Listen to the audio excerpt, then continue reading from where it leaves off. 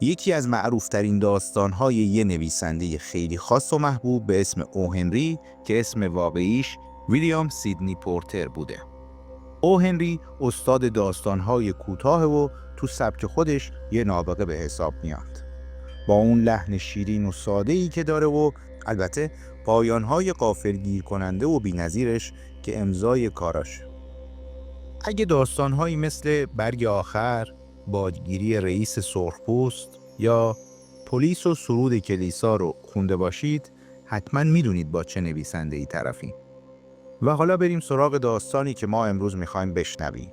داستانی درباره عشق و فداکاری.